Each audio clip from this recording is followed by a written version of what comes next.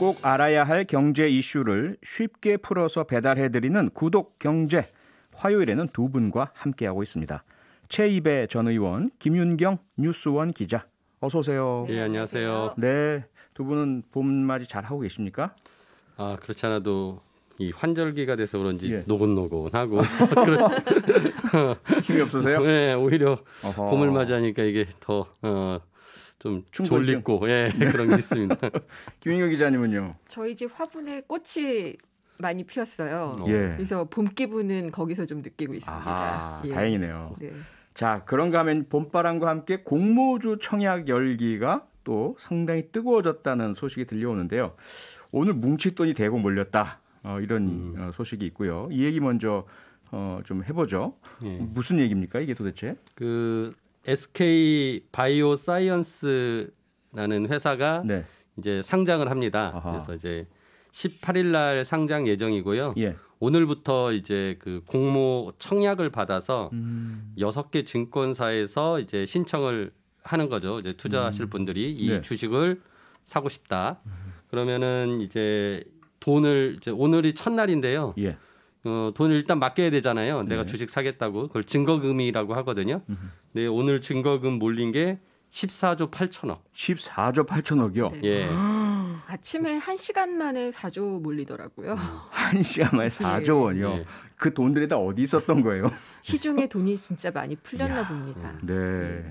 그래서 뭐 이제 그 이미 진작 이게 이제 계획돼 있었으니까 지난주부터 뭐 여러 사람들이 계좌를 뭐 헐었다 뭐 그래서 준비하고 있다 이런 이제 기사들이 좀 나왔었거든요. 네. 근데 아무튼 첫날에 이렇게 거의 한 15조 가까이 몰렸고 내일 또 있을 텐데 뭐 계속 좀 몰리지 않을까. 그래서 이 미리 이 공모를 하게 되면 얼마나 사람들이 몰릴까에 대해서 수요 예측이라는 것을 하는데요. 예. 이번에 수요 예측이 지금까지 공모주 중에서 가장 높았어요.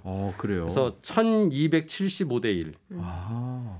그러니까 이제 어마어마하게 많은 분들이 공모주에 관심을 갖고 있는 거고 실제 돈을 들고 진짜 청약을 지금 실행을 하고 계시는 거죠. 네. 이번에 또 중요한 게 기존에는 정말 억대로 돈을 부어야 그렇죠. 그 주식을 얻을 수 있는 그러니까 배당이 균등하게 배당이 되지 않았어요. 그러니까 아까 말씀하신 최소 증거금이라는 게 예. 많으면 많을수록 거기에 비례해서 주식이 배분이 됐었거든요. 네, 지난번에 그랬던데요? 네. 공모주 청약할 때? 근데 예. 이번부터는 좀 달라진 겁니다. 그러니까 전체 청약 물량 중에서 예. 절반을 뚝 띄어서 그거는 균등 배분을 하기로 했어요. 아, 그래요? 그러니까 신청하신 분은 예. 누구나 일단은 한 주라도 주자.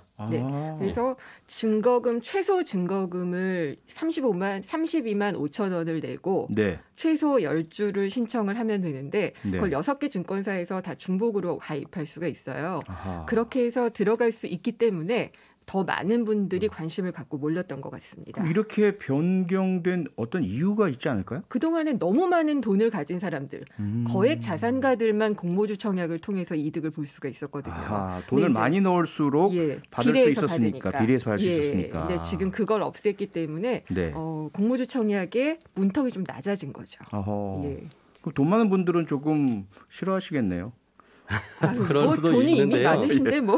예. 예. 그 지난번에 이제 뭐 그 작년에 이제 핫했던 게 뭐 카카오 게임즈 네. 아니면은 그 비기트, SK 바이오, 뭐 그다음에 이제 SK 바이오도 네. 있었고요. 그래서 이제 그런 회사들을 바이오팜, SK 바이오팜. 예, 그렇게 해서 그 몇 개의 회사를 하면서 이게 너무 이제 돈을 많이 가진 사람들만 배당을, 그러니까 이제 공모주에 이제 그 청약을 신청해서 네. 뭐 10주든 몇 주든 받아가는데 결국 그게 막 규모가 1억을 넣으면은 뭐 6주를 받았다. 거의 뭐 이런 식이었던 거예요. 예. 그러니까 이제 너무 고액 자산가 위주로만 그런 기회를 누리니까 사람들이 불만이 생겼고 뭐 금융 당국 입장에서도 조금은 그 부분에 있어서는 모든 사람들에게 기회를 균등하게 주는 게 좋지 않겠냐라고 해서 네. 이제 제도를 개선을 했고요. 예. 그래서 이번에 이제 더더욱 몰리지 않나 뭐 이런 생각도 듭니다. 그래서 더더욱. 네. 그런데 뭐 그렇게 몰리는 이유는 공모주 청약을 받으면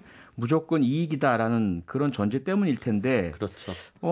정말 그런가에 대해서 의문을 제기하는 분들이 계시더라고요. 조금 시간이 지나서는 예상보다 떨어져서 수익이 못 나는 경우들도 있다. 작년 같은 경우에 일단 그 소위 따상이라고 하는 게 있잖아요. 네. 그러니까 일단 공모가의 두 배에서 그러니까 두 배를 시작할 수 있고요. 예, 네. 시초가가 형성이 될 수가 있고 거기에서 상한가 30%까지 오르게 되면은 그거 이제 따상이라고 합니다.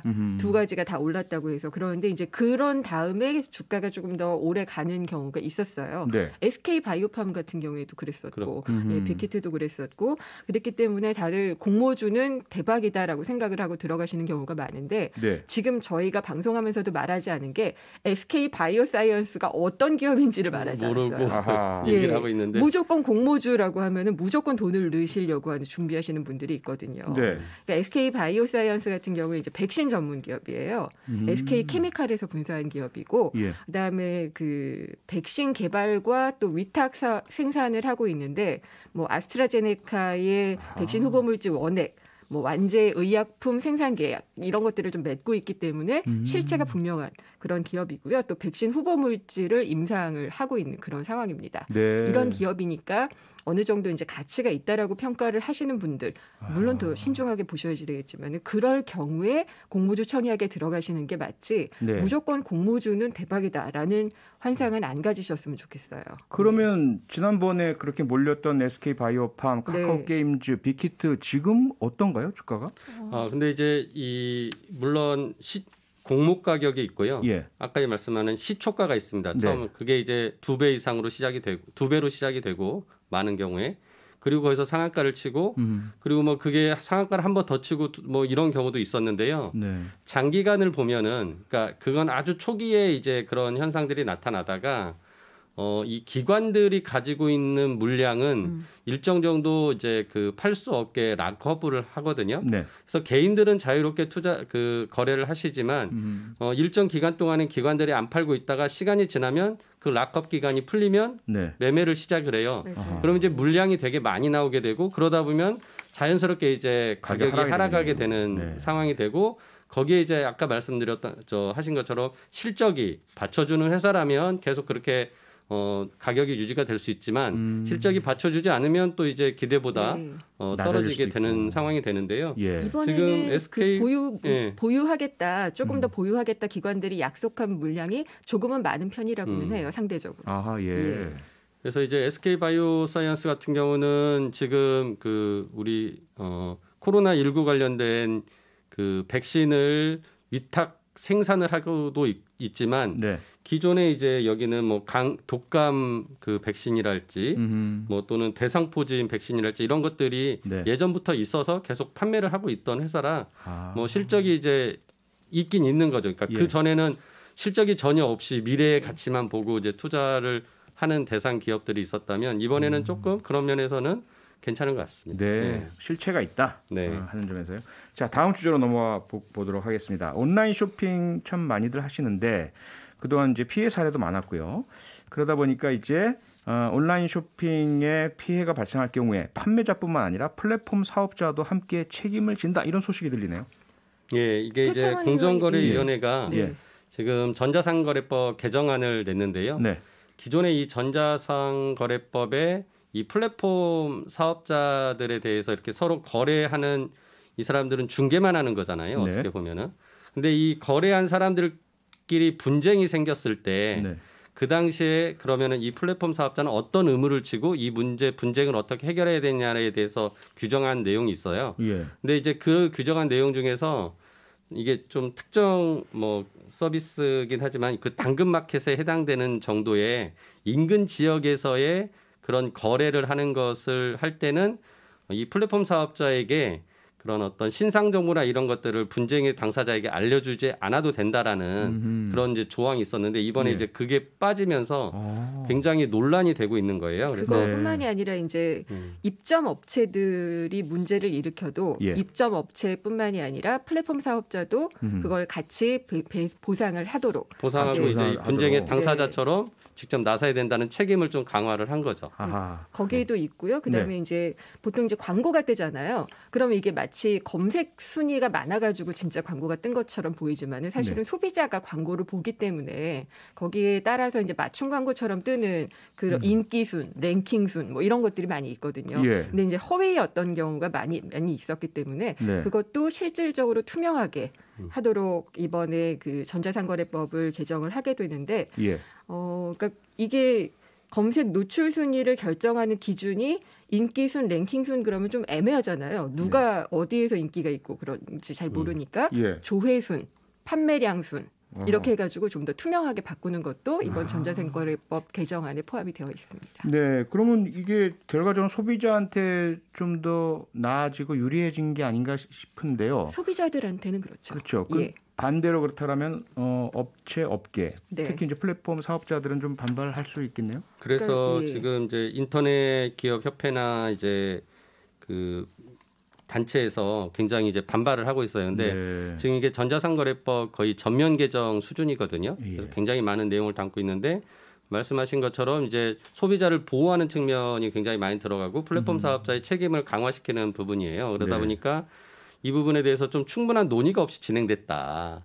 그래서 우리의 의견들이 좀 그 제대로 반영되지 못했다라고 이제 불만을 지금 토로하고 있고요. 이게 이제 입법 예고가 된 상태이기 때문에 그 사이에 또 의견을 받고 있습니다. 그래서 뭐 공정 입장에서는 아무튼 이 기간에 또 많은 의견을 주면은 반영을 하겠다라고 이제 얘기는 하고 있죠. 플랫폼 기업들 같은 경우에는 전형적으로 얘기를 하는 게 이제 플랫폼 기업에 이렇게 연대 책임을 물리게 되면은 관리 비용이 늘어난다.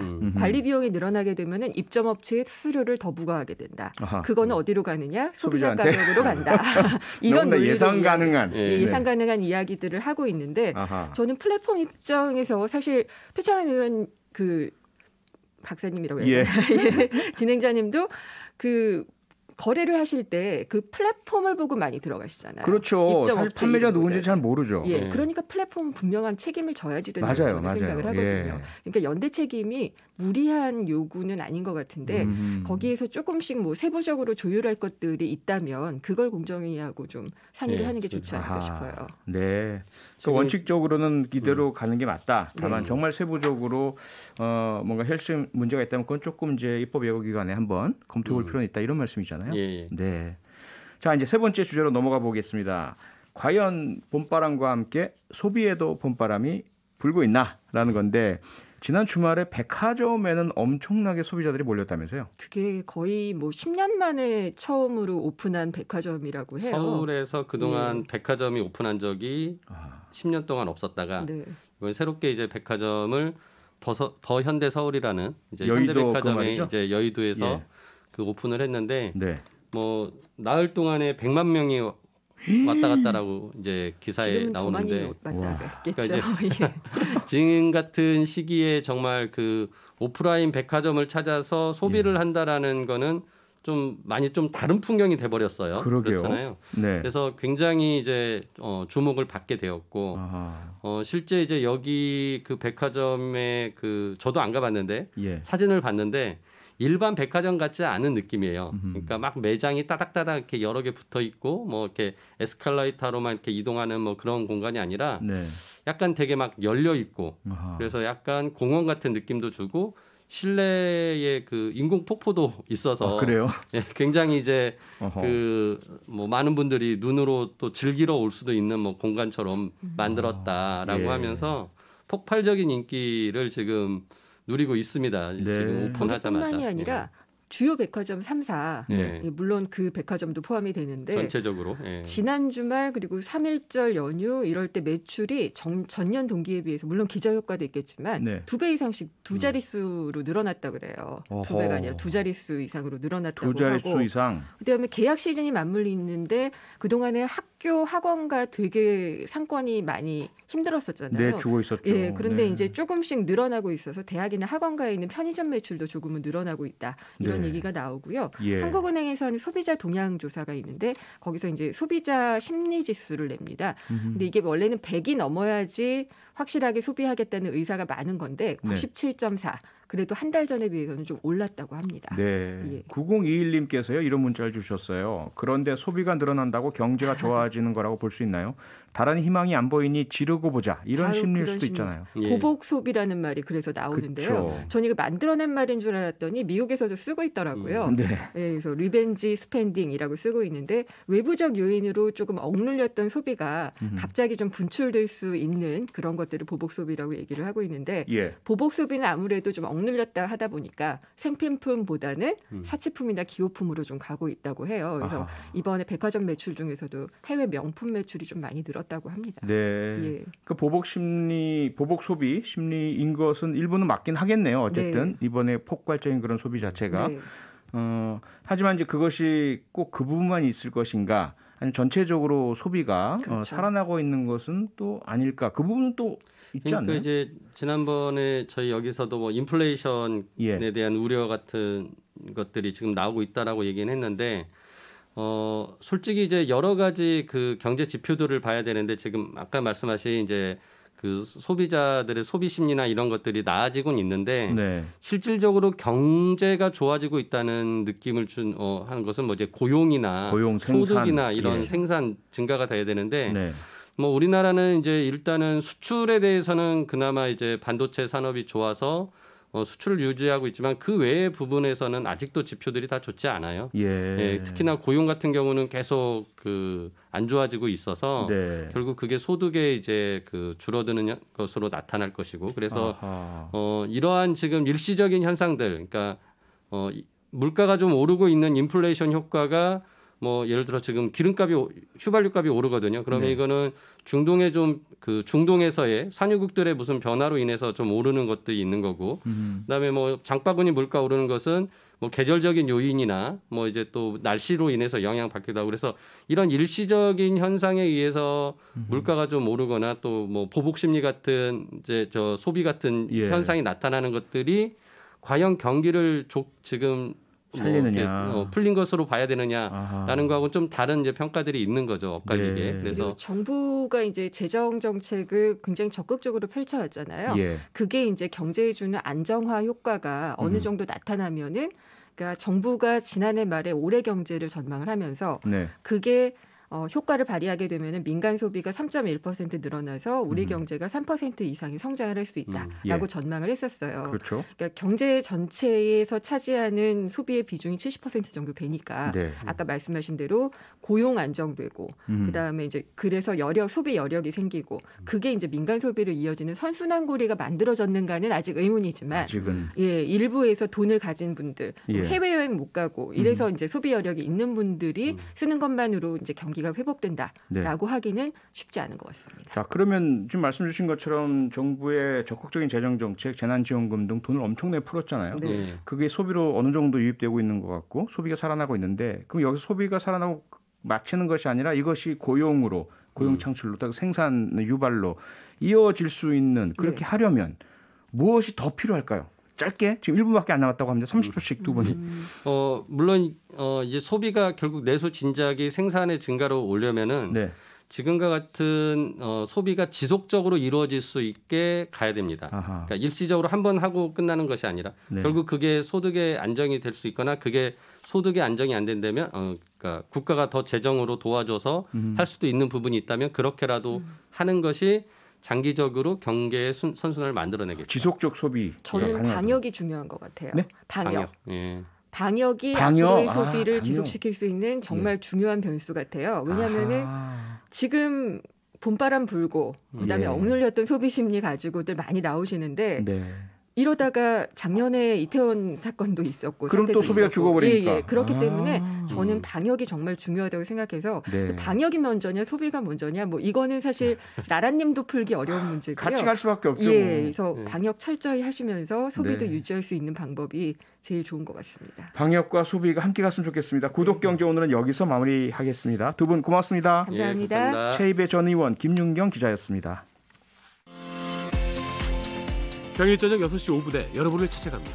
MBC 라디오 표창원의 뉴스 하이킥.